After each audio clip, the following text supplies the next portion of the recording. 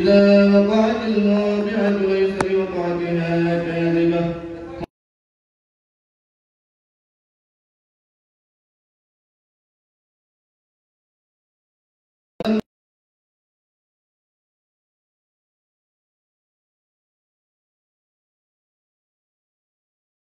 المشأمة ما أصحاب المشأمة والسابقون السابقون أولئك المقربون في جنات النعيم ثلة من الأولين وقليل من الآخرين على سرر موضونة متكئين عليها متقابلين يطوف عليهم ولدان مخلدون بأكواب وأباريك وكأس من معين لا يصدعون عنها ولا ينزفون وفاكهة مما يتخيرون ولحم طير مما يشتهون وحساء شاء فجعلناهن أبكارا عربا أترابا لأصحاب اليمين ثلة من الأولين وثلة من الآخرين وأصحاب الشمال ما أصحاب الشمال في سموم وحميم وظل من يحموم لا بارد ولا كريم نحن خلقناكم فلولا تصدقون أفرأيتم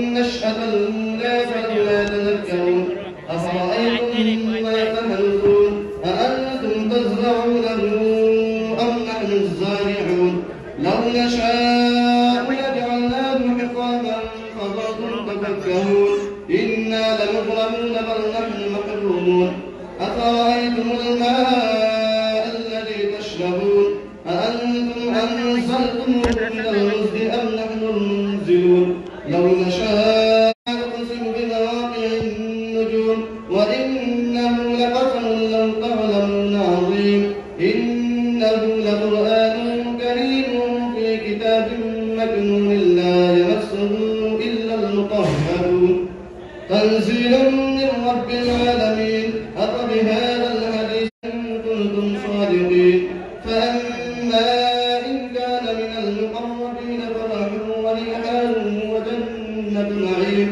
وأما পর্যায়ে একটি দলীয় সঙ্গীত প্রদর্শন করবেন অত্র মাদ্রাসার দাখিল পরীক্ষার্থীবৃন্দ।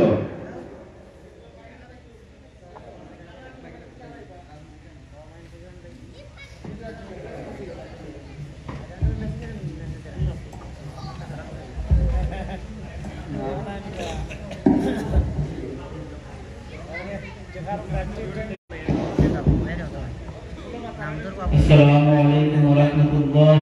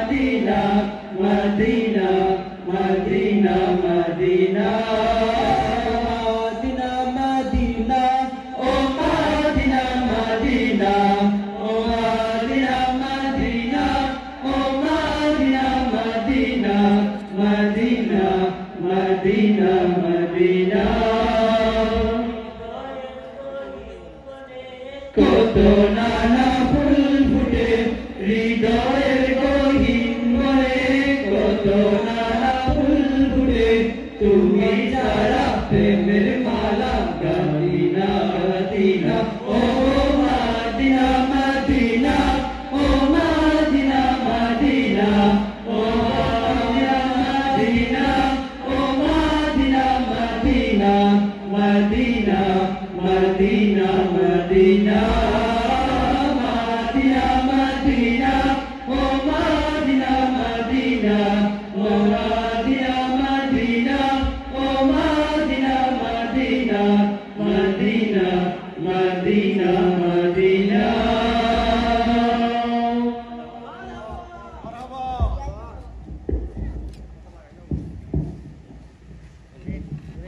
মারহাবা।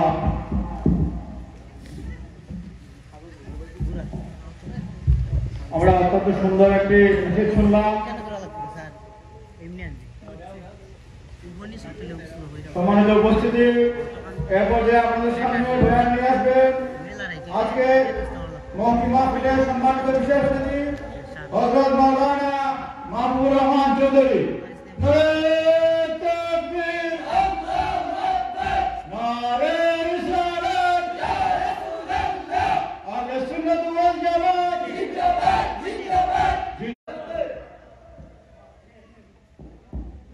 সম্মানিত মুসলমান গ্রাম, আপনারা যারা কমিটির পক্ষ থেকে অনুরোধ করছি।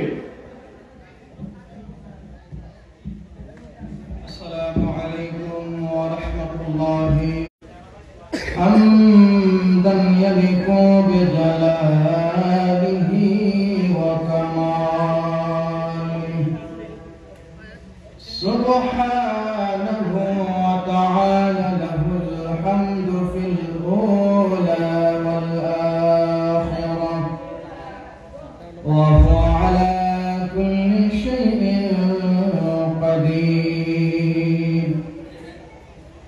اللهم إنا نشهدك ونشهد ملائكتك وحملة عرشك وجميع خلقك أنك أنت الله لا إله إلا أنت فهو الواحد أحد الفرد الصمد الذي لم يلد ولم يولد ولم يكن له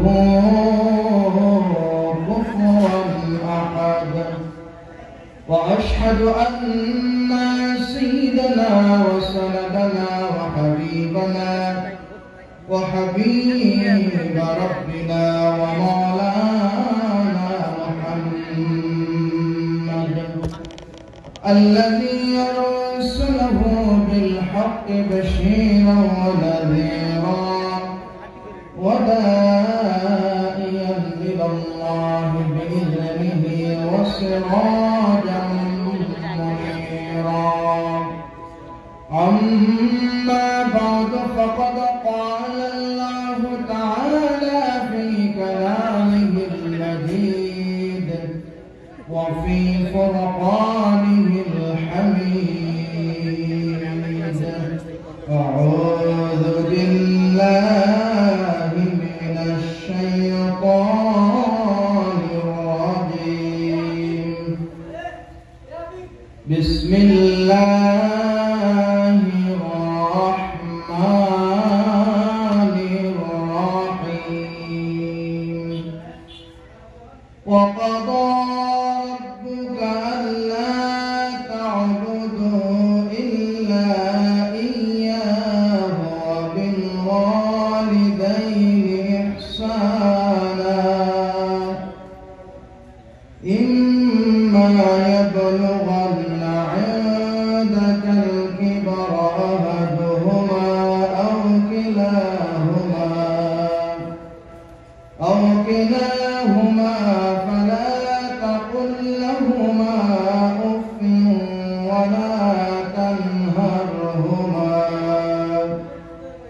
ولا تنهرهما وقل لهما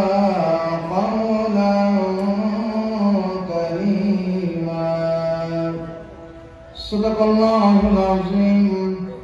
وقال النبي صلى الله عليه وسلم عن أبي هريرة رضي الله تعالى عنه قال قال رسول الله صلى الله عليه وسلم لا يحزي ولد والدا إلا أن يجده مملوكا فيكون على النبي يا أيها الذين آمنوا صلوا عليه وسلموا تسليما. محبت درد پڑھی اللهم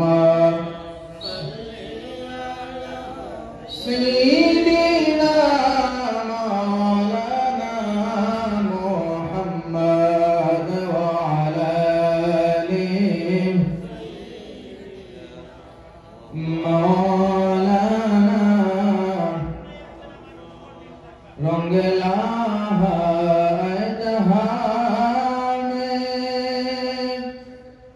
سید ابرار سے گلشن عالم جالا غلبان اسرار سے اللہم صلی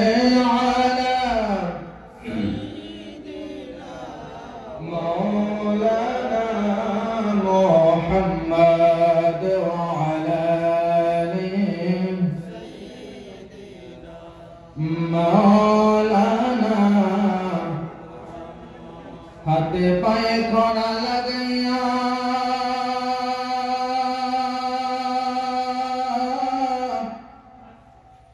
ज़िंदगी जाबे जहन्नमे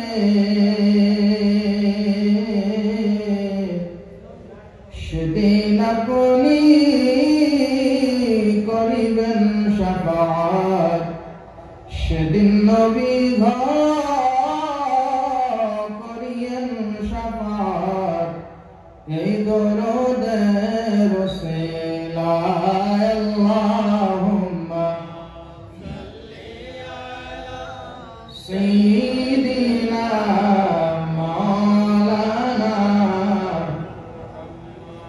وعلى آله سيدنا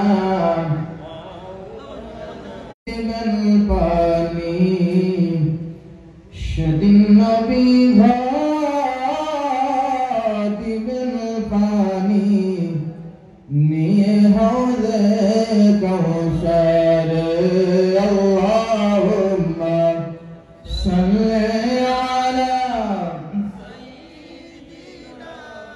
مولانا محمد وعلى آله سيدنا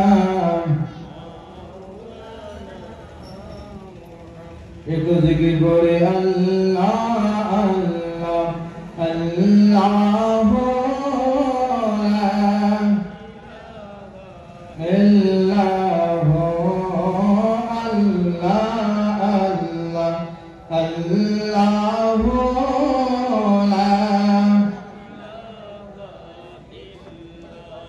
यासिन ताहा कमली वाला कुरान की तफसीर यासिन ताहा कमली वाला कुरान की तफसीर बस तेरा कुरान नबी दे अल्लाह अल्लाह अल्लाह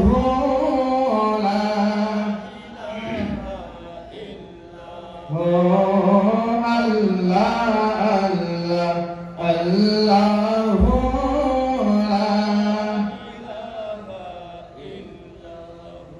माया में ना शपने देखें गर्दता हर नूर माया में ना शपने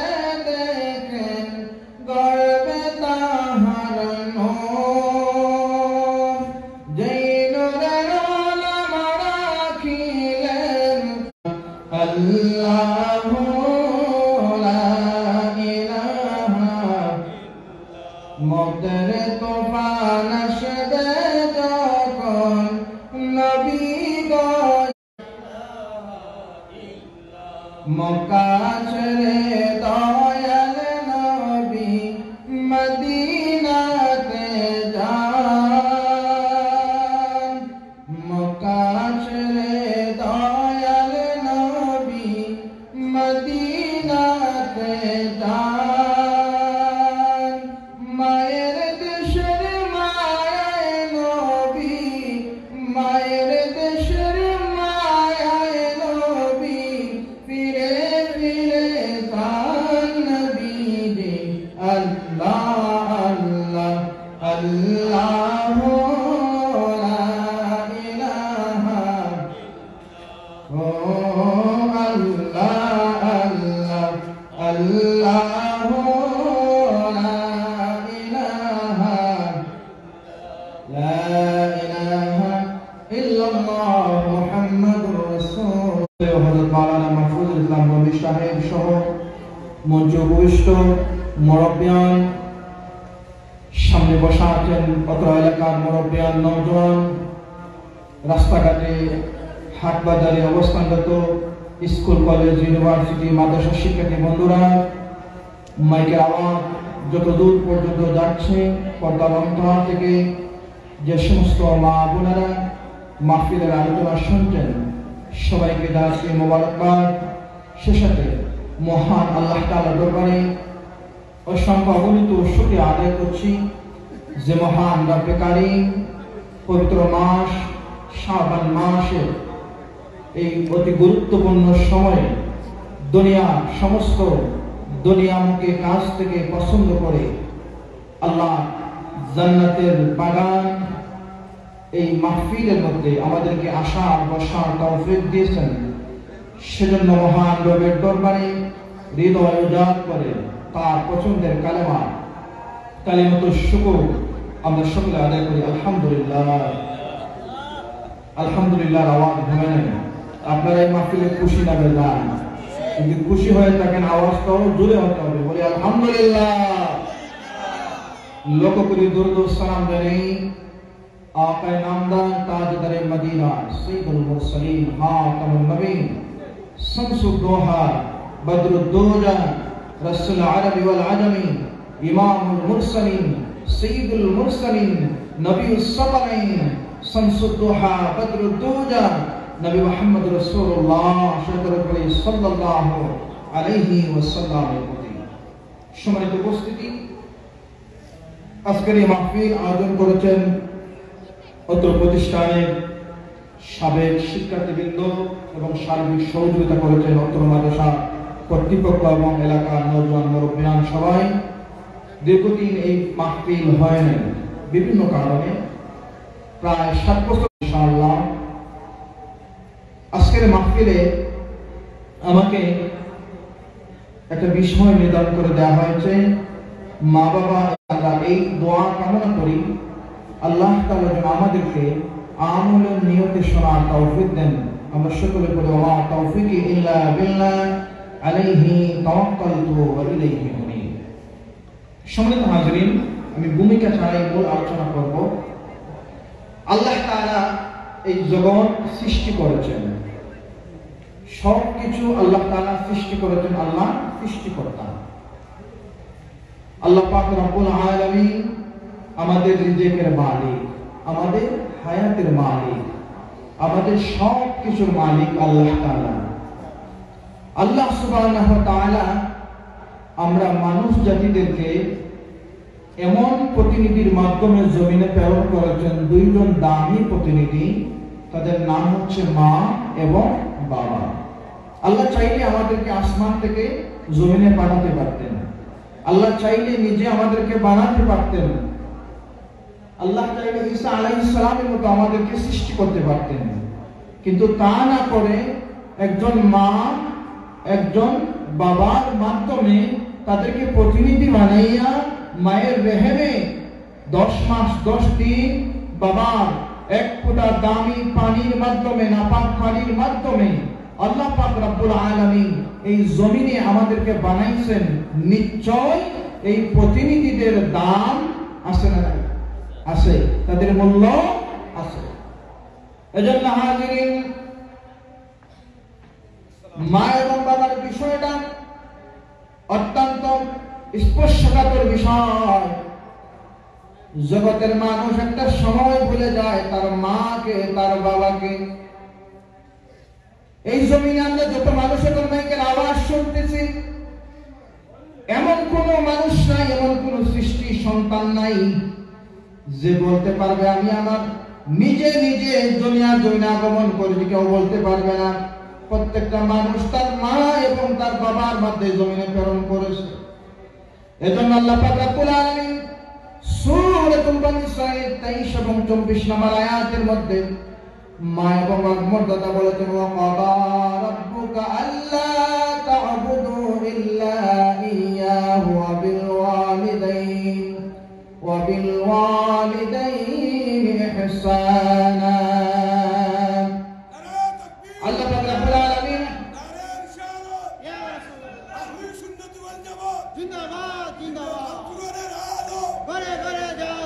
হাজিরিন যে কথা বলছিলাম, আল্লাহ পাক রব্বুল আলামিন এজন্য এই দুইজন প্রতিনিধিকে এত মূল্যায়ন করেছেন, এত মূল্যায়ন করেছেন। আল্লাহ বলছেন, ওয়া ক্বাদা রাব্বুকা আল্লা তা'বুদু, তোমরা সর্বপ্রথম আমি আল্লাহর গোলামি করবা, আমার ইবাদত করবা, আমার গুণকীর্তন করবা, আমার আদেশ নিষেধ মানবা।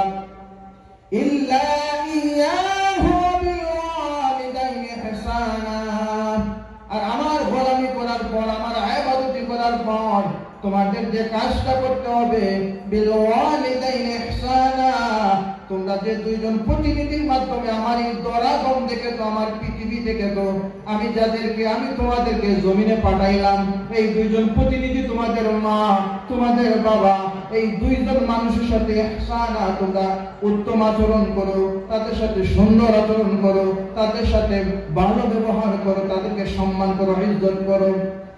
ইম্মা ইয়াবলুগান্না ইনদাকাল কিবারা আহাদুহুমা আও কিলাহুমা ফালা তাকুল লাহুমা উফিন ওয়ালা তানহারহুমা ওয়া কুল, হয়ে যাবেন তাদের সাথে তোমরা উফ শব্দ ব্যবহার করো না, বিরক্তি প্রকাশ করো না, তাদের সাথে তোমরা সুন্দর আচরণ করো, তাদেরকে তোমরা ধোঁকা দিও না, কষ্ট দিও না।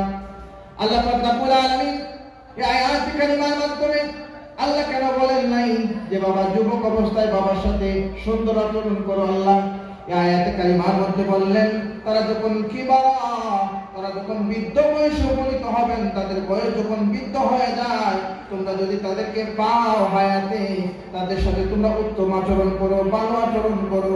তাফসীরের মধ্যে মুফাসসিরিন কেরামরা ব্যাখ্যা করেন আল্লাহ পাক রব্বুল আলামিন কেন মানুষদেরকে বললেন তোমরা বৃদ্ধ বয়সে মা বাবার খেদমত করার জন্য বললেন।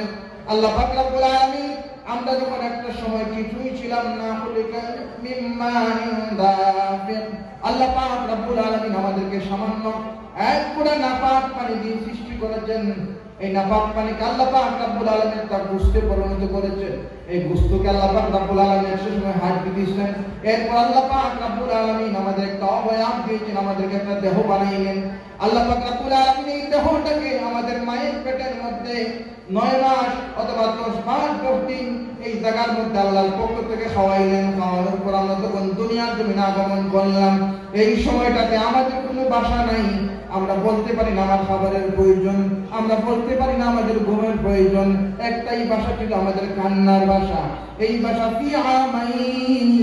এই ভাষাটা প্রায় 2 বছর পর্যন্ত আমরা বলতে পারতাম না আমার ঠান্ডা লাগে, আমরা বলতে পারতাম না আমার খিদা লাগছে, আমরা বলতে পারতাম না আমাদের পেটা করতেছে। আমরা না চাইতেও না বলতেও যারা বুঝে নিতেন তারাই হলেন আমাদের মা এবং বাবা। বলি সুবহানাল্লাহ।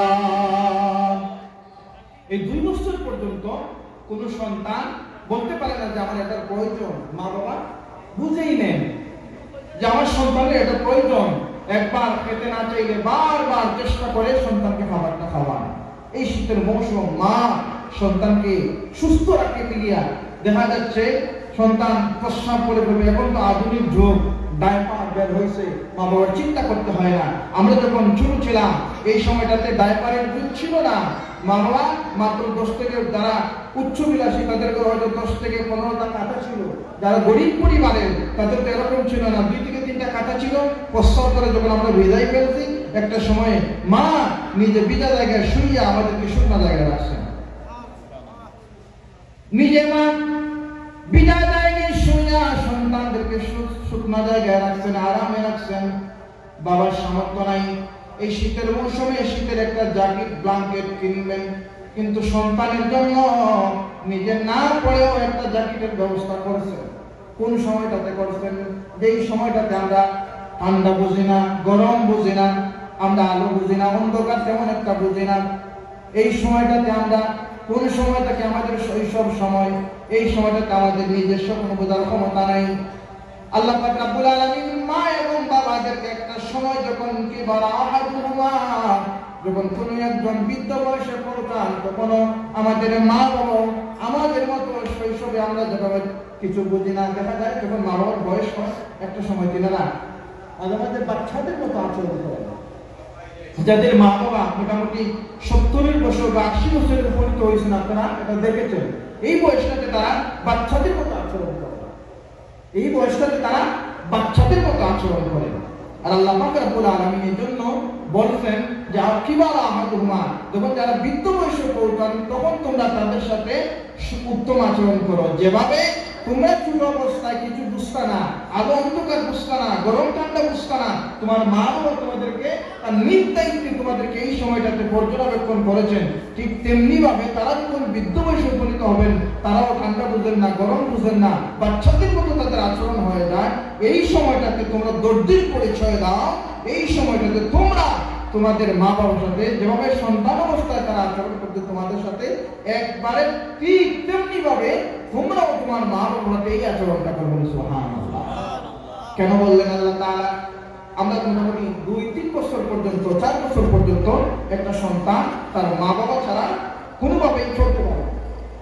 আর যখন এই মা বাবার বয়স, যখন আমাদের দাদা যারা পাইছে বয়স যখন 80 হয়ে গেছে, তখন তিনাকে হাত ধরে ধরে এক রুম থেকে অন্য রুমে যেতে হয়, মাঝে মাঝে বাথরুমে আরেকটু সহযোগিতা নিয়ে যেতে হয়, অর্থাৎ প্রতিটা কাজের মধ্যে তাকে সহযোগিতা করতে হয়। আর এই সময়টাতে সন্তানকে আল্লাহ রাব্বুল আলামিন বলছেন ধৈর্য করে দিতে।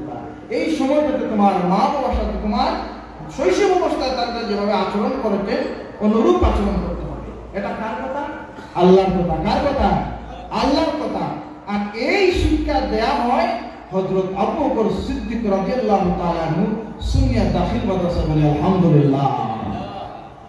আল্লাহ পাক রব্বুল আলামিন এই জমিনের মধ্যে যে 2 জন প্রতিনিধির মাধ্যমে আপনাকে আমাকে পাঠালেন, এই 2 জন প্রতিনিধির দাম আছে না নাই? এদের মর্যাদা কেমন? আমার আল্লাহ বলেন আনিশকুরুনি ওয়া লিওয়ালিদাইক, তোমরা আমার সাথে শিরক করো না, আমার সাথে শরীক করো না, আর তোমাদের মা বাবাদেরকে তোমরা উত্তম আচরণ করো, তাদের খেদমত করো, তাদেরকে সেবা করো। আল্লাহ নবী সাইয়েদনা শাফিউনা মুহাম্মদ রাসূলুল্লাহ সাল্লাল্লাহু আলাইহি ওয়াসাল্লাম আমাদের জন্য তিনি শিক্ষক। আমাদের জন্য কি শিক্ষক? এটা আমার কথা নয়, আমার নবী নিজেই বলতেন বুইসতু মুআল্লিমান, আমি জমিনের মধ্যে শিক্ষক হিসেবে প্রেরিত হয়েছি। উতিতুল ইলমাল আউয়ালিন ওয়াল আখিরিন, আল্লাহ পাক রব্বুল আলামিন আমাকে জগতের আউয়াল এবং আখিরার জ্ঞান শিক্ষা দিয়েছেন, অর্থাৎ সমস্ত জ্ঞান শিক্ষা দিয়ে আল্লাহ পাক আমাকে প্রেরণ করেছেন। আর ওই নবী আমাদেরকে শিক্ষা দিয়েছেন তোমরা তোমাদের মা বাবার সাথে উত্তম আচরণ করো। আল্লাহ নবীর সাহাবী নবীকে প্রশ্ন করলেন, ইয়া রাসূলুল্লাহ ইয়া হাবিবাল্লাহ, ওগো আল্লাহ নবী, মাল হাক্কুল ওয়ালিদিহা, আমার কাছে অধিক হকদার কে? তখন আল্লাহ নবী হাদিসের মধ্যে শেষ জবাব দিচ্ছেন, হুমা জান্নাতুকা ওয়া নারুক, তোমার মা বাবা তোমার জান্নাত, তোমার মা বাবা তোমার জাহান্নাম। আরেকটা হাদিসের মধ্যে বলছেন, আল্লাহ নবী জবাব দিচ্ছেন, তোমার কাছে সবথেকে অধিক হকদার ইহসান পায় নেওয়ালা মানুষ হচ্ছেন তারা তোমাদের মা, তোমাদের মা, তোমাদের মা। এরপর 4 নম্বরে আল্লাহ নবী হাদিসের মধ্যে বলেন, আবুকা, তোমাদের পিতা। অর্থাৎ আল্লাহ নবী যত হাদিসের মধ্যে এরপর অন্য হাদিসের ব্যাখ্যায় পাওয়া যায়, আল্লাহ পাক রব্বুল আলামিন তার হাবিবের মাধ্যমে জগতের মানুষদেরকে জানাই দিলেন, তোমরা কখনো তোমাদের মা বাবাদেরকে আঘাত করবা না। মা বাবার সাথে অসৎ আচরণ করা, মন্দ আচরণ করা হচ্ছে কবিরা গুনাহ, বলি নাউযুবিল্লাহ। মা বাবাকে কষ্ট দেয়া, তাদের সাথে বেয়াদবি করা কবিরা গুনাহ। কি গুনাহ? কবিরা গুনাহ, যে গুনার মাফ নাই। যতক্ষণ পর্যন্ত মা বাবাকে খুশি না করবেন, তাদের মন খুশি না করবেন, ততক্ষণ পর্যন্ত আপনার কবিরা গুনার মাফ নাই। এজন্য এই বিষয়টা বড় কঠিন বিষয়। হৃদয়ের কানটা লাগান, দিলটা নরম করেন, একবার চিন্তা করেন আমরা আমাদের মা বাবার সাথে কেমন আচরণ করেছি। যাদের মা বাবা জীবিত আছেন, যদি কোনোদিন ভাই কষ্ট নিয়ে থাকেন, একটু আজকে রাতের অন্ধকারে মা যখন ঘুমিয়ে থাকবেন, পাটা ধরবেন। মা যখন টের পাবেন যে কে আমার পা ধরতে, ছাড়ো, তখন বলবো আমি তোমার সন্তান, এইভাবে ওই দিন তোমাকে কষ্ট দিয়েছি মা, আজকে তোমার কাছে মাফ চাই, আর কোনোদিন কষ্ট দেব না, আমাকে মাফ করে দাও। আমার নবীর হাদিস বলে, ওই মা যদি খুশি হয়ে আপনার জন্য দোয়া করেন, আল্লাহ পাক রব্বুল আলামিন ওই মায়ের দোয়া সাথে সাথে আসমানে নিয়ে কবুল করেন। সুবহানাল্লাহ। একটু দুরূদ পড়ে সাল্লাল্লাহু আলা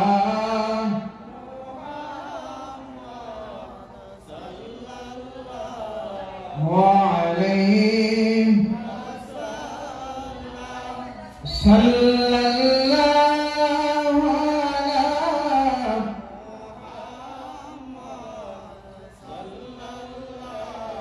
وعليه نظر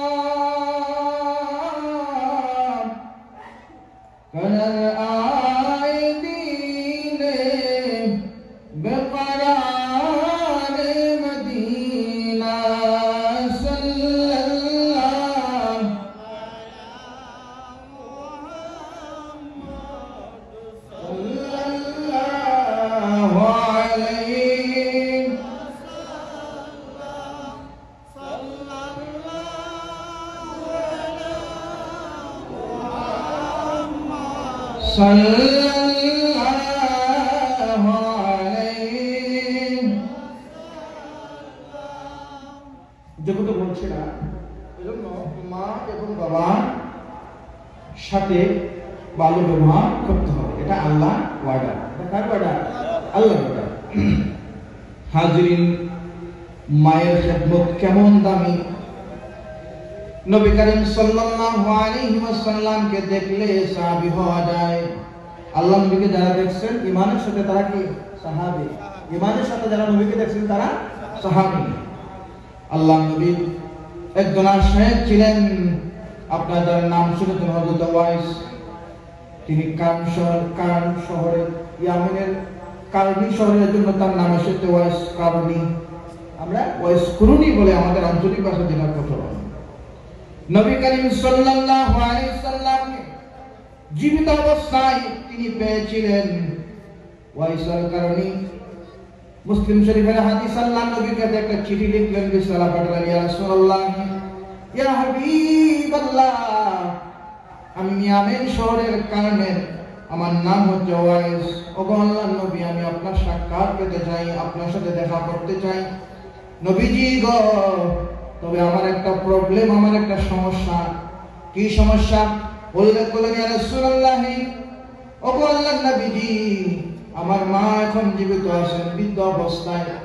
এই মাকে যদি আমি একা রেখে, কারণ শহরের মাকে যদি একা ফেলে যাই, তাহলে আমার মায়ের খেদমত করে নেওয়ালা আর কোনো মানুষ, আর কোনো অভিভাবকই আমাদের গ্রামে বা আমার আত্মীয়স্বজনের মধ্যে নাই। ইয়া রাসূলুল্লাহ, ইয়া হাবিবাল্লাহ, আর আপনার সাক্ষাৎ যে পেতে চায় না, তার মতো সম্ভক্তার কেউ নাই। নবী, যদি আমি আপনার দিদার পেতে চাই, আর আমার প্রতিবন্ধকতা হচ্ছে না আমার মা, এই অবস্থায় আমি কি করব? নবী করিম সাল্লাল্লাহু আলাইহি সাল্লামের কাছে চিঠি পৌঁছালো। আল্লাহ নবী চিঠির জবাব দিচ্ছেন, হযরত ওয়াইস আল-কারনীকে বলতেছেন, তোমার মা যতদিন পর্যন্ত জীবিত আছে তুমি তোমার মায়ের খেদমত করো, আমার সাথে তোমার সাক্ষাৎ করার প্রয়োজন নাই। বলে সুবহানাল্লাহ। ওয়াইস কুরনি আল্লাহ নবী এমন এসেছিলেন যে ওয়াইস আল-কারনীর মর্যাদা আল্লাহ নবীর কাছে এত বেশি ছিল। ইসলামের দ্বিতীয় খলিফা ওমর ইবনে খাত্তাব রাদিয়াল্লাহু তাআলা আনহু, হযরত ওমর রাদিয়াল্লাহু তাআলা আনহুকে আল্লাহ নবী বলে গেলেন, এভাবে ইয়ামেন শহরের কারণের ওয়াইস নামক একজন আমার আশিক আছে, ওই আশিকের অবয়ব এইভাবে তার চেহারা, আমার ওয়াইস কারণী এভাবে আমাকে দেখতে তার পাগল পাইছিল, আমাকে দেখতে পায় নাই। তুমি যদি আমার ওয়াইস কারণীকে কোনদিন এই মদিনা শহরে দেখতে পাও, তুমি তোমার নিজের জন্য হযরত ওয়াইস কুরনির কাছে তুমি দোয়া চাইবা, কেননা আমার ওয়াইস আল-কারনী মুস্তাজাবুদ দাওয়া। আমার ওয়াইস কুরনি যখন আল্লাহর কাছে দোয়া করে, এই দোয়া আল্লাহ ফিরে দেন না, সাথে সাথে কবুল করে নেন। সুবহানাল্লাহ। আমার ওয়াইস কুরনি যখন মদিনা শহরে আসবে, তুমি তার কাছ থেকে দোয়া নিবা। লম্বা ঘটনা সংক্ষেপ করে বলি, আল্লাহ নবী চিঠির উত্তর দিলেন, রে ওয়াইস কুরনি, তোমার মদিনায় আসার দরকার নাই, তুমি তোমার মায়ের খেদমত করো। কি করো? মায়ের খেদমত করো। মদিনায় আসার দরকার নাই, আমার সাথে সাক্ষাৎ করার প্রয়োজন নাই, তোমার মা জীবিত আছেন, মায়ের খেদমত করো। হযরত ওয়াইস কুরনি আল্লাহ মুতাবারক মকবুল ওয়ালি ছিলেন, মুস্তাজাবুদ দাওয়া ছিলেন। মুস্তাজাবুদ দাওয়া ওই মানুষকে বলে, ওই বান্দিকে বলে যিনি আল্লাহকে বলেন, আয় আল্লাহ আমার এই মুহূর্তে ওই রিজিকের দরকার, আল্লাহ বলেন বান্দা আমি দিয়ে দিলাম। সুবহানাল্লাহ। মুস্তাজাবুদ দাওয়া ওই সরকারনি কেমন করে হলেন? মুস্তাজাবুদ দাওয়া ওই সরকারনি আল্লাহ নবীর অনুসরণের মাধ্যমে হলেন। আল্লাহ পাক রব্বুল আলামিন কালামে হাকিমের মধ্যে ইরশাদ করেন, ফাত্তাবিউনি, তোমরা আমাকে ইত্তেবা করো। আল্লাহ নবীর ইত্তেবা হলো, রে ওয়াইস কুরনি তুমি মদিনায় আসবা, তোমার মায়ের খেদমত করো।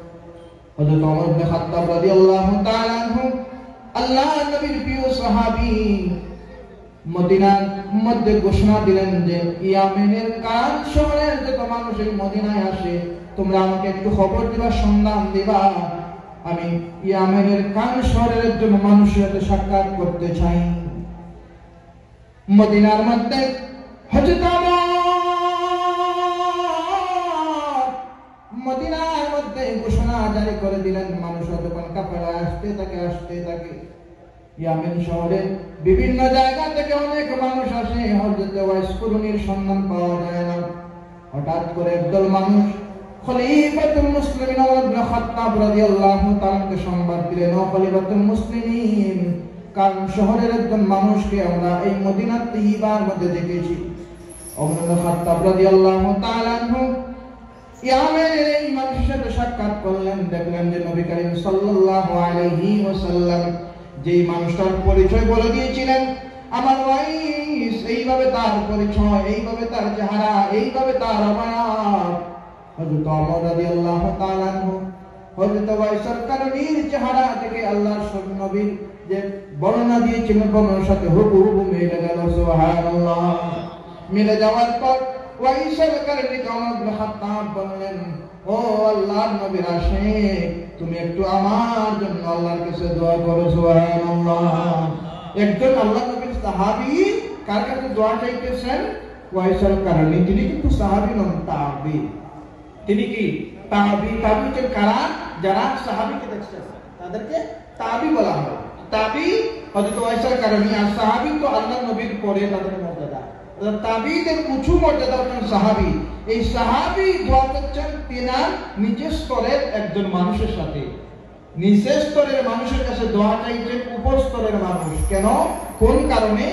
जिनार ভিতরে ইত্তেবায়ে রাসূল ছিল আর জিনার ভিতরে তিনার মায়ের শ্রদ্ধা ভক্তি ছিল, মহব্বত ছিল। বলে সুবহানাল্লাহ। ওমর ইবনে খাত্তাব ওয়াইস আল-কারনীকে বললেন, রে ওয়াইস আল-কারনী,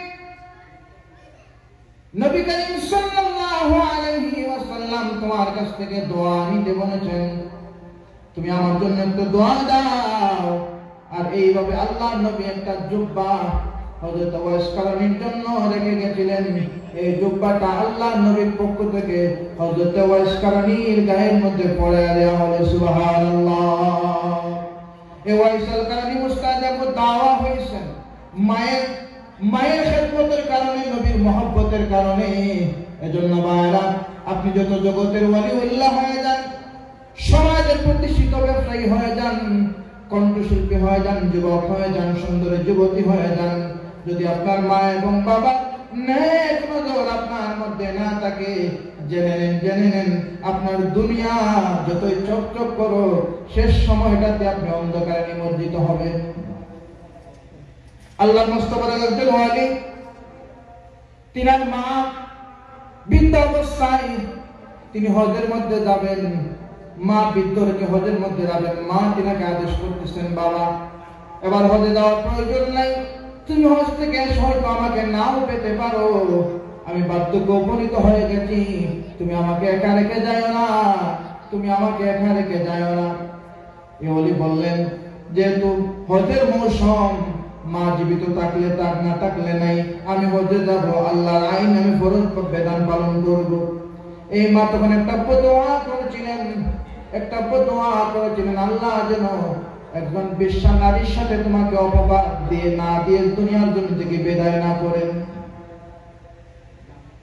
ওই আল্লাহ নবী হজ করে আবার যখন জনপদে ফিরলেন, এই আল্লাহ নবী বন জঙ্গলে ইবাদত করেন, নীরবে নির্বিঘ্নে আল্লাহর গোলামি করেন, তাসবিহ তাহলিল করেন। হঠাৎ করে জঙ্গলের পাশে একটা মহিলা সন্তান জন্ম দিল। জন্ম দেওয়ার পর মহিলা ছিল বেশ্যা মহিলা, যার কোন নির্দিষ্ট স্বামী ছিল না। নির্দিষ্ট স্বামী না থাকায় এই জনপদের মানুষ মহিলাকে প্রশ্ন করলেন, তুমি তো অবিবাহিত একজন মহিলা, তোমার স্বামী নাই, এই সন্তান কোত্থেকে আসলো? এই সন্তান কোত্থেকে আসলো? তোমার তো বিবাহ হয় নাই। এই মহিলা তখন দেখলো, আমি কাকে দোষ দেব? দোষ দেওয়ার তো কেউ নাই। এই জঙ্গলের মধ্যে একজন আল্লাহওয়ালা মানুষ দেখতেছেন, আল্লাহ আল্লাহ আল্লাহর জিকির করতেছেন। মানুষকে বলে দিলেন, আমার এই সন্তানের পিতা হচ্ছেন ওই আল্লাহর ওলি। মানুষ অবাক হয়ে গেল। জিনাকে আমরা, যে মানুষটাকে আমরা ওলিউল্লাহ বলে জানি, যে মানুষটাকে আমরা এত সম্মান করে তার ইজ্জত দিই, এই আল্লাহর ওলি একটা বেশ্যা নারীর সাথে জিনা করে সন্তান জন্ম দিল। মানুষ তিনাকে তিরস্কার করতেছে। আর আল্লাহর ওলি জীবনে কোনোদিন পরনারীর দিকে খারাপ নজরে তাকান নাই, জীবনে কোনোদিন পরনারীর সাথে কথা পর্যন্ত বলেন নাই। এই আল্লাহর ওলি শ্রদ্ধায় পড়ে গেলেন, আল্লাহ জীবনের অনেকটা দিন পর্যন্ত তোমার জিকির আজকারের মতো আমার জীবন কাটালাম, আজকে বুঝি আমাকে একদম বেশ্যা নারীর সাথে অপবাদ মানুষরা দিচ্ছে। আল্লাহ, আমি তখন ওই আল্লাহর ওলি চিন্তা করলেন যে আমার মা আমাকে একটা বদুয়া করেছিলেন, হে আমার আল্লাহ, তুমি জগতের আল্লাহর ওলি হতে পারো, হজের জন্য যেতে পারো, কিন্তু আমি মাকে রেখে যাও, আগামী বছর হয়তো আমাকে আর তুমি ফিরে পাবা না। আর আমার মা ওই সময়টাতে আমাকে একটা বদুয়া করেছিলেন যে তুমি যদি আমাকে রেখে যাওয়ার না পাও, তাহলে আমি তোমাকে একটা বদুয়া দিলাম, একটা বেশ্যা নারীর সাথে তোমার অপবাদ লাগে, মানুষ তোমাকে তিরস্কার করবে। আল্লাহর ওলি চিন্তার মধ্যে তখন আসলো, ওই যে আমার মা আমাকে বদুয়া করেছিলেন, তিনি আল্লাহ মস্ত বড় ওলি হয়েও এই জায়গার মধ্যে তিনি চার পান নাই। বলে সুবহানাল্লাহ। মায়ের দোয়ার পাওয়ার আছে না নাই? না নাই, আমরা মনে করি নাই। বিবাহ হওয়ার পর থেকে মাকে আর বাবাকে আলাদা করে দিয়ে বউকে নিয়ে শহরে চলে যায়, আছে না নাই? এই সমাজে আছে না নাই? মা বাবার বয়স হয়েছে, তখন তাদের আর মূল্যায়ন নাই। যে মা তিনটা সন্তানকে, বর্তমান সময় তো একটা হলে ভালো, দুইটা হলে ভালো, তিনটা হওয়া যাবে না। একটা সময় একজন মা 8 থেকে 9 জন পর্যন্ত সন্তান জন্ম দিয়েছেন। এই একজন মা 9 জন সন্তানকে সময় মতো খাওয়াইছেন, পড়াইছেন। আর এই সন্তানগুলো আজকে বড় হয়ে মাকে বড় জন নিতে চায় না, মেজো জন নিতে চায় না, মাঝে মাঝে ছোট জন নিলেও তার বউ মাঝে মাঝে মাকে খোটা দেয়। এমন সমাজ আমাদের মধ্যে আসে না নাই? কথা বলেন না, আপনার ভয় পাচ্ছেন? আসে না নাই? একজন মা 9 জন সন্তানকে খাওয়াইতে পারছে, আর এই মাকে যখন বৃদ্ধ বয়স হয়, কি বলা মা আল্লাহ যে আয়াতুল নাযিল করলেন, এই বয়সে যখন উপনীত হয়ে যান, একজন সন্তানকে একজন মাকে 3 জন সন্তান খাওয়াতে পারে না, তখন তাদের মধ্যে ঝগড়া লেগে যায়। ইনি নেন 10 দিন, ইনি 10 দিন, ইনি 10 দিন, এভাবে ভাগ করে মাকে খাওয়ায়। অথচ এই মা একটা ফলকে 3 টুকরা করে এই সন্তানকে খাওয়াইছে। কথা বলেন ঠিক কিনা? বিবিকে নিয়ে আলাদা করে বাহার খাবার খায়। পাশের ঘরের মা যে তরকারি দিয়ে রান্না করা হয়েছে তার ভালো লাগে না, মা না খেয়ে ঘুমাইছে, কিন্তু সন্তান রাতের অন্ধকারে মৌসুমের তাজা তাজা ফল খাচ্ছে। এইরকম পরিবার আমাদের সমাজে আছে না নাই? এজন্য বাবারা মায়ের দোয়া নিবেন, বাবার দোয়া নিবেন। যাদের মা এবং বাবা জীবিত আছেন তাদের দোয়া দরজা খোলা আছে, আর তারা আপনার জন্য বলে আল্লাহর ওলি। এই মা এবং বাবার দোয়া যদি আপনি নিতে পারেন, আপনার দুনিয়ার সম্পত্তির জন্য দৌড়াতে হবে না, এই সম্পত্তি আপনার পিছনে দৌড়াইবে। সুবহানাল্লাহ। তো যে কথা মনে আছে কি আপনাদের? আল্লাহর ওলিকে এই সমাজের জনপদের মানুষেরা তিরস্কার দিচ্ছে। আল্লাহ নাউযুবিল্লাহ। আপনাকে তো আমরা আল্লাহওয়ালা বলে জানতাম, কিন্তু আজকে দেখি আপনার মতো নাফরমান আর কেউ নাই। আল্লাহর ওলি শ্রদ্ধা থেকে মাথা উঠায় না, মানুষ তাকে তিরস্কার করতেছে, মানুষ গালাগাল করতেছে। শেষ পর্যন্ত আল্লাহর ওলি বুঝতে পারলেন কোন কারণে তিনার এই বদওয়াটা লাগলো, কোন কারণে তিনি অপমানিত হলেন, লাঞ্ছিত হলেন। যখন বুঝতে পারলেন, আল্লাহর কাছে তওবা করলেন, আয় আল্লাহ, বেইজ্জতি তো যা হবার হয়ে গেছে, কিন্তু কোনদিন তো আমি খারাপ নারীর দিকে তাকাই নাই। এবার আপনি আমাকে রক্ষা করুন, মাপ চাই, মাপ চাই। তখন আল্লাহ পাক রব্বুল আলামিন আল্লাহর গোলামি করার ফলাফল দিলেন। যে সন্তানটা জন্ম নিয়েছে, মানুষ তো বারবার তাকে খারাপ মন্তব্য করতেছে, তখন ওলির পাওয়ার আল্লাহ পাক দেখাইছে। কি পাওয়ার দেখাইলেন? এই সন্তানকে যখন মানুষ বলতেছে যে তুমি এই সন্তানের জন্ম দাও, তার মাও বলছে। একজন মা জানে তার সন্তানের পিতাকে, ঠিক না? একজন মা জানে, মা যখন সাক্ষ্য দিচ্ছে সন্তানের পিতা, তখন আল্লাহর ওলি, কিন্তু আল্লাহর ওলি মানুষ কখনোই নারীর সাথে খারাপ কাজ করেন নাই। আল্লাহ পাক আল্লাহর গোলামের প্রতিদান দিলেন। তখন বললেন আল্লাহর ওলি, এই সন্তানের বাবাকে, এই সন্তানকেই তোমরা প্রশ্ন করো। তখন এই সন্তানকে মানুষের প্রশ্ন করলো, তোমার আবু খা, তোমার বাবাকে? তখন এই সন্তান বলে দিল, ওই একটা রাখা, ওই রাখা হচ্ছে আমার বাবা। আল্লাহর ওলি আমার কিছু না বলেছে। সুবহানাল্লাহ। কিন্তু আল্লাহর ওলিকেও আল্লাহ পাক বেজ্জতি করাইছেন। কেন করাইলেন?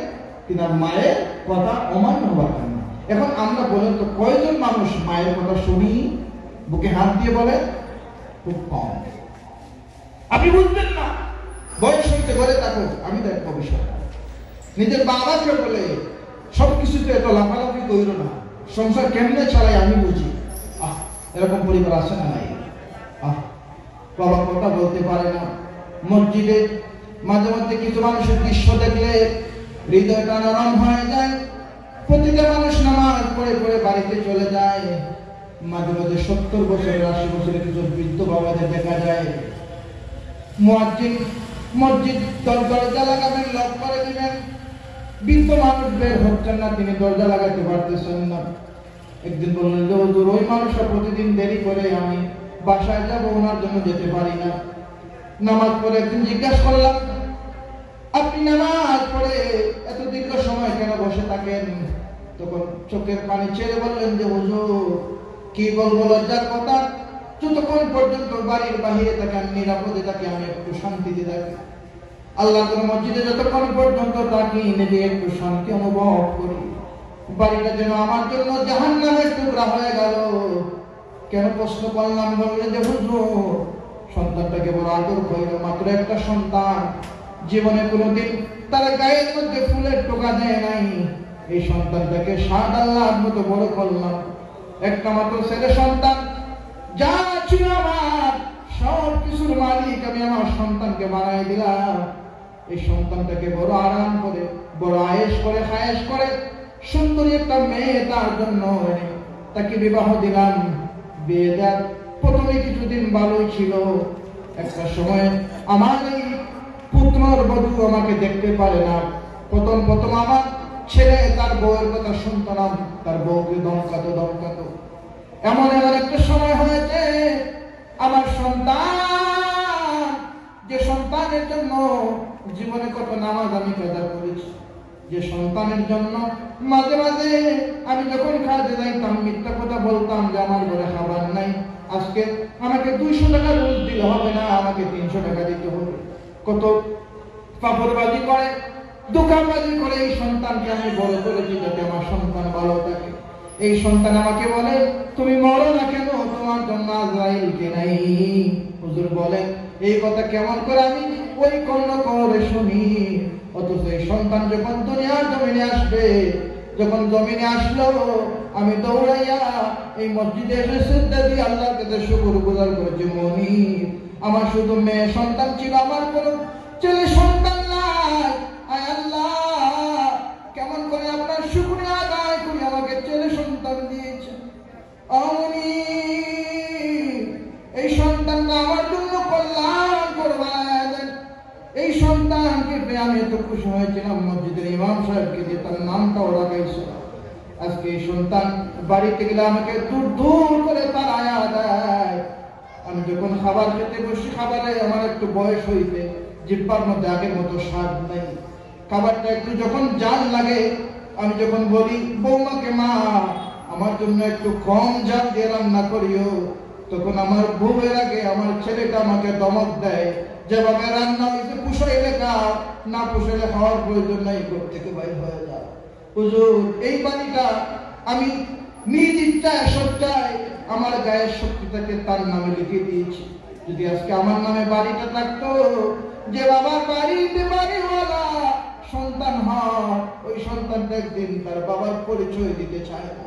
সন্তান যখন স্মার্ট হয়ে গেল, 3 তলা ফ্ল্যাটের মালিক হয়ে যায়, তখন পরিচয় দিতে চায় না তার বাবা, সে তার নিজের পরিচয় দিতে চায়।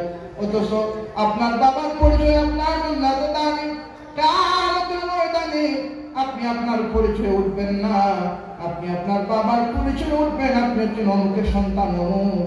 আজকে তুমি সামান্য দুনিয়ার কিছু টাকার মালিক হয়ে তোমার বাবার পরিচয় তুমি ভুলে যাও। অথচ আমার আল্লাহ বলে দিলেন আল্লাহ তা'বুদু ইল্লা ইয়াহু ওয়া বিল ওয়ালিদাইনি ইহসানা, কখনো তোমার বাবা মার সাথে মন্দ আচরণ করো না, উত্তম আচরণ করো। তো যে কথা বলছিলাম, এই মানুষটা মসজিদে বসে থাকেন, বাড়িতে শান্তি লাগে না, এইরকম মুরব্বী আমাদের সমাজে আছে না নাই? যারা এই বাবাকে কষ্ট দিচ্ছেন জেনে নেন আপনার দুনিয়ায়ও কোনো লাভ হবে না, আখিরাতেও কোনো লাভ হবে না। আর আপনিও যেদিন বাবার কাতারে যাবেন, যখন আপনার বয়স হবে 80, তখন বুঝতে পারবেন আপনার ছেলেও আপনাকে ধমক দেবে। এজন্য আপনাদের বলতে চাই আমরা কি এরকম কাজ করব? আল্লাহ পাক আমাদেরকে বেয়াদব সন্তান থেকে বাঁচিয়ে রাখুন বলে আমিন। মা বাবা বড় স্পর্শকাতর জায়গা পায় না। এই বিষয়ে ওয়াজ করলে অনেক কথা বলা যায়, কিন্তু একটু গভীরভাবে চিন্তা করবেন, মা এবং বাবা আমাদের জন্য কত কষ্ট করছেন, কত নিয়ামত। এই মা বাবার খেদমত করে যদি আপনি আল্লাহ নবী করিম সাল্লাল্লাহু আলাইহি সাল্লামের হাদিস, আল্লাহ নবী বলেন রাকিমা আনহু, ওই মানুষের নাক দুলাই মলিন হোক, ওই মানুষ ধ্বংস হোক যে তার মা এবং বাবাকে জীবিত অবস্থায় পেল, অথচ তার জীবনের গুনাহ মাফ করতে পারলো না, জান্নাতি হতে পারলো না। ওই মানুষের মতো সম্ভবতা কেউ নাই, বলে নাউযুবিল্লাহ। এজন্য বাবার খেদমত করার দরকার আছে না নাই? আছে না নাই? হাত তোলা দিয়ে বলে আমরা বাবার খেদমত করব। আল্লাহ পাক আমাদেরকে কবুল করুন বলে আমিন।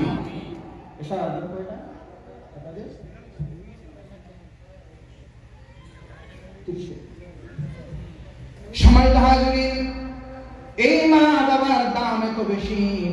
আরে এই যে মা বাবার কথাগুলো আপনাদের সামনে তুলে ধরলাম, এই শিক্ষাটাই যিনারা আমাদেরকে দেন, তিনারাই হচ্ছেন আমাদের শিক্ষক। কথা বলেন ঠিক কিনা? এই শিক্ষকরাই মাঝে মাঝে একটা প্রবাদ আছে না, মা বাবা বানায় ভূত আর উস্তাদ বানায় ফুট। আমাদের আঞ্চলিক ভাষায় কোনো প্রবাদ আছে না? মায়ের সম্মান কেমন, বাবার মূল্যায়ন কেমন করে করতে হবে, এই শিক্ষাটা যিনারাই আমাদেরকে দেন, তিনারাই হচ্ছেন আমাদের শিক্ষক। এজন্য শিক্ষকদেরকেও সম্মান করতে হবে। হবে। আমার দুইটা বিষয়, মা এবং উস্তাদ। এই উস্তাদ এমন একটা জায়গা, এমন একজন মানুষ, এনারা অনেক সময় উস্তাদরা নিজের সন্তানদেরকেও দেখার সুযোগ পান না যে প্রতিষ্ঠানে চাকরি করেন, এই প্রতিষ্ঠানের অধ্যয়নরত শিক্ষার্থীদেরকে নিজের সন্তান মনে করে তারা আলিম বানান, নিজের সন্তান মনে করে তারা তাদেরকে ডাক্তারি শিক্ষা দেন, নিজের সন্তান হিসেবে দেখে এই সন্তানকে একজন ইঞ্জিনিয়ারের শিক্ষা দেন, উনি একজন শিক্ষক। এজন্য শিক্ষকদেরকে সম্মান করতে হবে। আজকে এই সমাজে কি বলবো আপনারা জানেন, বুঝেন, আপনারা জ্ঞানী মানুষ, আজকে শিক্ষকদের মর্যাদা নাই। কথা বলেন ঠিক কিনা? একটা সময় শিক্ষক যখন এই মাদ্রাসায় আমি পড়ালেখা করেছি, প্রিন্সিপাল হুজুর রফির সামনে দিয়ে আমি যেতাম না, আমার উস্তাদ যখন বসে থাকতেন আমি ওইদিকে যেতাম না, আমি একদম ঘুরে যেতাম যে হুজুর যদি আমাকে দেখেন আমার বিয়াদব হয়ে যায়। উস্তাদ দেখলে আমাদের ভিতরে ভয় আসতো, উস্তাদ আমাদেরকে মাইন্ড দিবে না, এই ভয় আসতো না, ইজ্জতের ভয় আমাদের মধ্যে আসতো। বাইরা আজকের সমাজে উস্তাদদেরকে বাবারা যদি একটু আপনার সন্তানকে শাসন করে, উস্তাদকে দিয়ে আপনার খারাপ গালিগালা করে, এরকম আছে না নাই? আমার টাকা দিয়ে সন্তানকে পড়াবো, আপনি মারার কে? এরকম আমাদের সমাজে আছে না নাই? যখন থেকে এই প্রচলনটা আসছে যে আমার সন্তান পড়লে পড়ুক, না পড়লে না, আপনি মারার কে, তখন থেকেই সন্তানগুলো ধ্বংসের কাতারে চলে গেছে। কথা বলেন ঠিক কিনা? সন্তান আর এখন সুসন্তান হচ্ছে না। এই সন্তানই তার মায়ের কথা শুনে না, বাবার কথা শুনে না। এই সন্তান যখন যুবক তখন মন যা তা করে আর বাবাকে দায়িত্বের কাতারে নিয়ে যায়। কথা বলেন ঠিক কিনা? এটা কিছুদিন আগে 2 থেকে 3 রাত আগে আমাদের মধ্য থেকে বিদায় নিল নিসফে শাবান, শবে বরাতের রজনী। এই রজনীতে কি আল্লাহ হাবিবের হাদিসের ভাষ্য অনুযায়ী কিছু দায়িত্বের কথা বলা হয়েছে যে দোয়া আল্লাহ কবুল করবেন না। তারা কারা? যারা নিজের সন্তানকে একজন সুযোগ্য শিক্ষকের কাছে পাঠাতে পারে নাই, একজন তাকওয়াবান, ইলমওয়ালা, হিকমতওয়ালা, নেক আওলাদ, ওয়ালাদুন সালেহ বানাতে পারে নাই, ওই সন্তান পাপ করে, পাপের একটা অংশ তার গায়ে এসে পড়ে। এরকম বাবা যারা তারা দায়ুস, এরকম মা যারা নিজের মেয়েদেরকে একজন খাদিজাতুল কুবরা বানাতে পারে নাই, হযরত ফাতিমাতুল জোহরা বানাতে পারে নাই, হযরত আয়েশা সিদ্দিকা রাদিয়াল্লাহু তাআলা আনহা বানাতে পারে নাই, এই সমস্ত মাও দায়ুসের কাতারে মধ্যে দাঁড়াবে। তো আমাদেরকে এই অপসংস্কৃতি থেকে, মন্দ কুসংস্কার সমাজ থেকে, যিনি এই জমিনটাকে সর্বপ্রথম পরিষ্কার করেছিলেন, জুলুম থেকে, আইয়ামে জাহিলিয়াতের যুগ থেকে যিনি আলোর থেকে নিয়ে আসতেন, তিনি হচ্ছেন রাহমাতুল লিল আলামিন। আর এই জগতের মানুষদেরকে এই অন্ধকার এবং আলোর শিক্ষা দ্বারা শিক্ষা দেন, তিনিই হচ্ছেন শিক্ষক। এজন্য শিক্ষকের মর্যাদা কম না বেশি? শিক্ষকদেরকে মর্যাদা করতে হবে। বিশেষ করে আমাদের একটা সময় আমরা যখন পড়তাম, আমাদের মা বাবারা, আমাদের বাবারা বিশেষ করে ওস্তাদদেরকে বলতেন, ছেলের গুস্তটা আপনার, হাড্ডিটা আমাদের, গুস্তটা আপনার আর হাড্ডিটা আমাদের পাঠিয়ে দিয়েন। তখন এই সন্তানগুলো সুসন্তান হয়েছিল। আজকে সন্তানগুলো সুসন্তান না, কুসন্তানে পরিণত হচ্ছে। কেন পরিণত হচ্ছে? এই মা বাবাদের অবমূল্যায়নের কারণে, মা বাবাদের বেয়াসের কারণে, মা বাবাদের অহংকারের কারণে। যারা সমর্থমান পিতামাতা, তারা মাদ্রাসায় পড়াতে চান না। এই মাদ্রাসায় পড়ে সিভিল ইঞ্জিনিয়ার হয়েছে, বলে আলহামদুলিল্লাহ। এই মাদ্রাসায় পড়ে কোরআনের হাফিজ ইঞ্জিনিয়ার হয়েছে। এ যখন একটা বাড়ির বিল্ডিং এর মাপ দিবে, কখনো রড 3 মনের জায়গায় 2.5 মন লেখা রড কোম্পানি থেকে 50,000 টাকা খাবে না। কথা বলেন ঠিক কিনা? কেন? মা বাবারা এই জায়গার মধ্যে পাঠাইছেন, এই জায়গার মধ্যে উস্তাদরা ওয়ালাদান সালেহ বানিয়ে দিয়েছে, বলে আলহামদুলিল্লাহ। এজন্য সন্তানদেরকে দ্বীনি প্রতিষ্ঠানে পাঠাতে হবে, যেখানের মধ্যে ইলমে দ্বীন পাওয়া যায়, যেখান থেকে হযরত আবু বকরের মতো সত্যবাদী ওয়ালা হক্কান একজন ওয়ালাদান সালেহ তৈরি করা হয়। এই মাদ্রাসা হচ্ছে হযরত আবু বকরের মাদ্রাসা, বলে আলহামদুলিল্লাহ। আপনারা ভাগ্যবান, এমন একটা প্রতিষ্ঠান আপনাদের এলাকায় পাইছেন, যার নামে প্রতিষ্ঠা হয়েছে, তার নাম সিদ্দিক আকবর। সিদ্দিক আকবরের মর্যাদা এত বেশি, যেটা আল্লাহ নবীর শান আলোচনা করলে আল্লাহ নবীর শানের সাথে বেশিরভাগ দেখা যায় সিদ্দিক আকবরের মিল আছে। এজন্য আমাদেরকে মা বাবা যারা এই যে এত সময় হুজুর ফজিলতের ওয়াজ করলেন, এই ফজিলত তাদের জন্য যারা তাদের সন্তানদেরকে ওয়ালাদান সালেহা হিসেবে গঠন করবেন তাদের জন্য ফজিলত। আর যারা সন্তানদেরকে দ্বীন শিক্ষা দিবেন না, শুধু মাদ্রাসায় পড়াতে হবে ভাই, আমি এরকম বলি না। আপনার সন্তানকে আপনি স্কুলে পড়ান, অসুবিধা নেই, কিন্তু আপনার সন্তানকে মৌলিক শিক্ষাটা দেন। আজকে কয়টা মক্তবে ভালো করে পড়া হয়? মক্তবগুলো থেকে আমরা বেসিক জ্ঞান অর্জন করেছি। আমরা মক্তব থেকে যে শিক্ষাগুলো অর্জন করেছিলাম, ইসলামের মৌলিক শিক্ষা, আমাদের মা বাবা যাদের পাঠাইছেন তারাই আজকে আমরা শিখছি মৌলিক শিক্ষা। আজকে মক্তব নাই, কথা বলেন ঠিক কিনা? ঘুম থেকে মা বাবা 12টা-1টার সময় ঘুমায়, সন্তানও 3টার সময় ঘুমায়। গল্প করে বলে, হুজুর মোবাইলের আগামাটা আমি বুঝি না, কিন্তু আমার সন্তান 3 বছর বয়স মোবাইলের ইউটিউব বুঝে। লিখে আনতে হয় না, বইয়ের দিয়ে সার্চ করে আনলে পাওয়া যায়। এটা আমার সন্তান আমাকে শিখাইছে। অথচ এই সন্তানকে যদি পর তার চোখে দেখে না, চোখে দেখে না। আজকে বাস্তব কথা বলি, 10 থেকে 15 ভিতরে যে সন্তানগুলো, খুব কম পাবেন স্বাস্থ্যবান সন্তান। বেশিরভাগ সন্তান রোগা পাতলা হ্যাংলা। বাস্তব রোগা পাতলা হ্যাংলা কেন? মা বাবার অবক্ষয়ের কারণে। মা বাবাগুলো সন্তানকে মোবাইল হাতে দিয়েছে, মোবাইল হাতে দিয়ে সন্তানকে স্বাধীন করে দিয়েছে। মা বাবা খোঁজ নেয় না সন্তান কি করতেছে না করতেছে। আর এই শিক্ষাগুলো যতদিন পর্যন্ত কঠোরভাবে আমাদের শিক্ষকরা আমাদেরকে দিতেন, আমরা মেনে নিতাম মা বাবারা, ততদিন পর্যন্ত আমাদের সন্তানগুলো ভালো ছিল। কথা বলেন ঠিক কিনা? আপনাদের এই মাদ্রাসায় আমি পড়েছি, ওইদিকে খেলা হইতো, ওইদিকে খেলা হইতো, চতুর্দিকে এই সময়টাতে খেলার ছেলেদের অভাব ছিল না। কিন্তু এই সময় আপনারা দেখেন তো কয়টা জায়গায় খেলাধুলা হয়? খুব কম। সন্তানগুলো মোবাইল আসক্ত হয়ে গেছে, সন্তানগুলো মোবাইলে আসক্ত হয়ে গেছে। একটা সময় দেখা যাচ্ছে তার চাচাতো মা এসে চেনে না, এরকম আছে না নাই? আছে না নাই? খারাপ এই জিনিস থেকে সন্তানদেরকে দূরে রাখলো আপনি মা বাবারা। আমাদের উস্তাদরা এক সময় আমাদেরকে শাসন করতেন, কিন্তু আজকে শাসনগুলো আমরা মানতেছি না, এজন্য আমাদের সন্তানগুলো ধ্বংসের দিকে যাচ্ছে। হাজরিন, এজন্য এই মাদ্রাসায় আপনাদের সন্তানদেরকে ভর্তি করবেন। ভর্তি করলে এখানে যোগ্য ইলমওয়ালা আমলওয়ালা উস্তাদগুলো আছেন। আমি যাদের কাছে পড়েছি এরকম 2 উস্তাদ এখনো আছেন, ইনি আমাদেরকে শিক্ষা দিচ্ছেন। আপনাদের জন্য গৌরব, এই মাদ্রাসায় পড়ে আমাদের অনেক শিক্ষার্থী ভাইরা বোনেরা অনেক জায়গায় ভালো ভালো অবস্থানে আছেন। আলহামদুলিল্লাহ, এটা আপনাদের জন্য নিয়ামত। এজন্য মা বাবাদেরকে সজাগ দৃষ্টি রাখতে হবে। শুধু হুজুর সন্তান কথা শুনে না বলে আপনি আক্ষেপ করলেন, এই সন্তানকে সন্তানের মতো আপনি করতে পারেন নাই, এটা আপনার ব্যর্থতা। কথা বলেন ঠিক কিনা?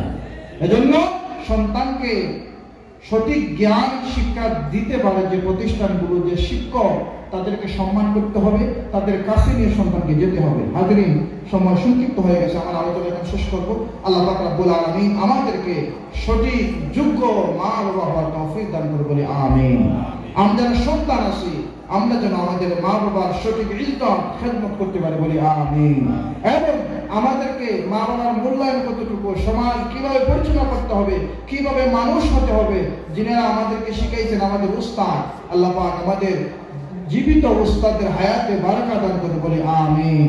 যারা কবরে চলে গেছেন তাদের কবরকে আল্লাহ পাক জান্নাতের বাগান বানায় দিন বলি আমিন। আস্তাগফিরুল্লাহ, ইন্নাল্লাহা গফুরুর রহিম। আস্তাগফিরুল্লাহ রাব্বি মিন কুল্লি যামবিন ওয়া আতুবু ইলাইহি, লা হাওলা ওয়া লা কুওয়াতা ইল্লা বিল্লাহিল আলিয়্যিল আযীম। লা ইলাহা ইল্লাল্লাহ মুহাম্মাদুর রাসূলুল্লাহ। আল্লাহুম্মা আমিন।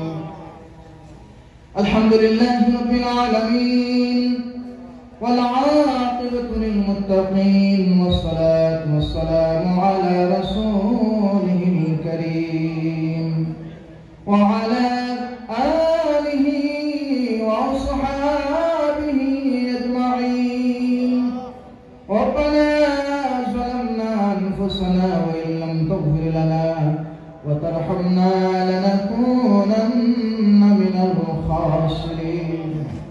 ربنا لا تزغ قلوبنا بعد إذ هديتنا وهب لنا من لدنك رحمة إنك أنت الوهاب. اللهم صل على سيدنا مولانا محمد عبدك رسول النبي المصطفى.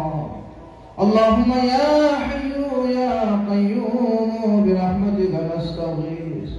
الله تعالى মাগরিবের পর থেকে নিয়ে এখন পর্যন্ত তোমার হাবিবের বাগানে আবু বকর সিদ্দিক সুন্নিয়া দাখিল মাদ্রাসার মাঠে বসে মা বাবা এবং উস্তাদ সম্পর্কে যা কিছু বলেছি আল্লাহ সর্বপ্রথম আমি গুনাহগারকে আমল করার তৌফিক দাও। আল্লাহ আমরা যারা সকলে শুনেছি আল্লাহ আমাদের সবাইকে আমল করার তৌফিক দাও।